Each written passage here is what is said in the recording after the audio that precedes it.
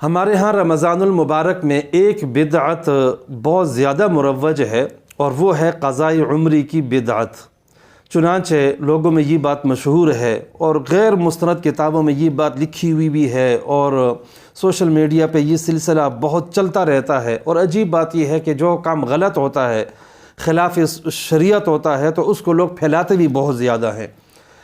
چنانچہ یہ بات مشہور ہے کہ جس کے ذمے بہت ساری نمازیں، اس نے نمازیں پڑھی نہیں ہیں، تو وہ رمضان کے آخری جمعے میں، جس کو جمعۃ الوداع کہتے ہیں، 4 رکعت نفل کی نیت سے نماز پڑھ لے، اور اس میں مختلف صورتیں بتائی جاتی ہیں کہ پہلی رکعت میں یہ صورت پڑھ لے، دوسرے میں یہ پڑھ لے، خاص تعداد بھی بتائی جاتی ہے۔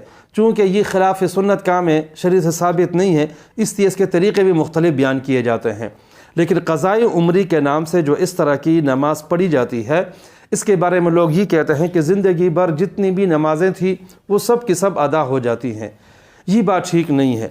خواجہ عزیز الحسن مجذوب غوری رحمہ اللہ فرماتے ہیں، بحر غفلت یہ تیری ہستی نہیں، دیکھ جنت اس قدر سستی نہیں، رہ گزر ہے دنیا یہ بستی نہیں، جائے عیش و عشرت و مستی نہیں۔ یہ جنت اس طرح سستی نہیں ہے کہ 50-60 سالہ زندگی گزاری ہے، کوئی نماز نہیں پڑھی اور ایک نماز پڑھ دے اور پوری زندگی کی نمازیں ادا ہو جائیں۔ نہیں، یہ دین کے ساتھ مذاق ہے۔ اور اس بارے میں جو احادیث نقل کی گئی ہیں وہ موضوعات میں سے ہیں، من گھڑت باتیں ہیں۔ علامہ سیوطی رحمہ اللہ، ملا علی قاری رحمہ اللہ، ابن جوزی رحمہ اللہ، علامہ شوکانی، سب حضرات نے اس بات کی تصریح کی ہے اور اس کو ایسی احادیث کو موضوعات میں سے شمار کیا ہے۔ لہٰذا قضاء عمری کا یہ طریقہ قطعاً ٹھیک نہیں ہے۔ آپ صلی اللہ علیہ وسلم نے نمازوں کے قضا کرنے کا حکم بھی دیا ہے، اور آپ صلی اللہ علیہ وسلم نے عملی طور پر بھی یہ بتلایا ہے کہ جتنی نمازیں رہ جائیں ان سب نمازوں کا حساب لگا کر وہ ساری کی ساری نمازیں پڑھی جائیں۔ چنانچہ صحیح بخاری میں آپ صلی اللہ علیہ وسلم کی حدیث ہے، من نسی عن صلاۃ او نام عنہا، جو بندہ نماز بھول گیا یا سویا ہوا تھا، نماز رہ گئی، یا غفلت میں نماز رہ گئی، تو آپ صلی اللہ علیہ وسلم نے ارشاد فرمائی فَلْيُصَلِّهَا اِذَا ذَكَرَهَا، جب اسے یاد آئے تو نماز پڑھ لے۔ نماز پڑھنے کا حکم ہے، اسی نماز کو قضا کرنے کا حکم باقاعدہ آیا ہے۔ اور آپ صلی اللہ علیہ وسلم سے 2 موقعوں پہ نماز فوت ہوئی۔